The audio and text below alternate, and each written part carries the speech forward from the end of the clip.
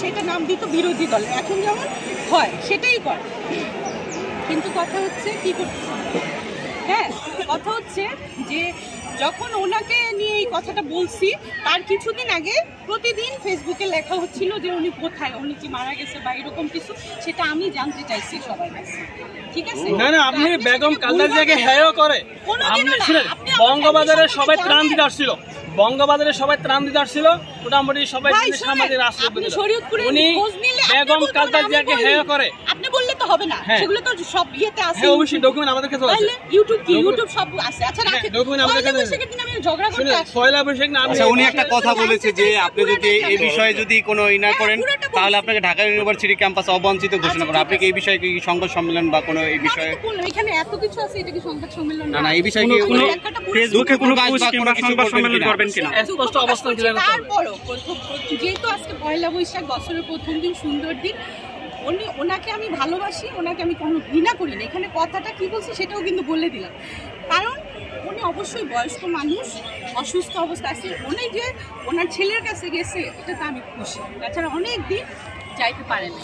এখন তার নায়নাথপুর ছেলে যেতে দেওয়া হয় না, শেখ হাসিনা তাকে যেতে দেওয়া নাই, চিকিৎসা দেয়, চিকিৎসা একটা মানুষের মৌলিক অধিকার। শেখ হাসিনা আমাদের নেত্রী বেগম খালেদা জিয়াকে চিকিৎসা থেকে বঞ্চিত করেছে। আপনি কি দেখছেন জুলাইয়ের কোনো একটা জায়গায় আমার কোনো কারণ আপনি কিভাবে জানেন আমরা কতটা বঞ্চিত হয়েছি সেটা আপনি জানেন? সেটা খবর নিয়ে দেখেন, কোনোদিন কেউ বলতে পারবে না আমি তেল তুলে মেরে জায়গা মতো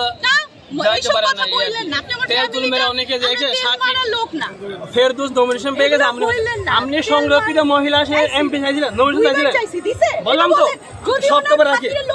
আমি জালাল আহমেদ, আমার ফেসবুকে জালামণি জালাল, আমি আজকে 18 বছর ঢাকা ইউনিভার্সিটি এইখানে আমি 3 বার জেলে গেছি, আপনি গেছেন, আপনাকে আমরা সম্মান করি। সবার অবদান আছে, দেশটা এমনি হয় না, সবার অবদান থাকে। আপনার অবদান আছে, আমার আছে, ওনাদের আছে, সবার আছে। ঠিক আছে, আচ্ছা পয়লা বৈশাখ, এখন আমি পয়লা বৈশাখ সবাইকে পয়লা বৈশাখের শুভেচ্ছা, আশা করি সবাই উত্তর পাইছে। ঠিক আছে আপু, আপনি যে ওই বিষয়টা বলেছিলেন যে বঙ্গ মার্কেটে গিয়ে আজকে খালেদা জিয়া কোথায়, এটাকে আপনি এখন ভুল স্বীকার করছেন যে ভুল করেছেন? সবাই ভুল করতে পারে, যেহেতু অনেক কষ্ট পাইছে, এরকম অনেকে কষ্ট পাইছে। ভাই ভুল তো মানুষ, আমি তো আর কারো খুন করি নাই, কারোটা মাইরে খাই নাই, একটা কথা বলছি, সেই কথাটা এমন কোনো, তারপরেও যদি ওনার মতো অনেক ফলোয়ার আছে, ওনার ভালোবাসা মানুষ আছে।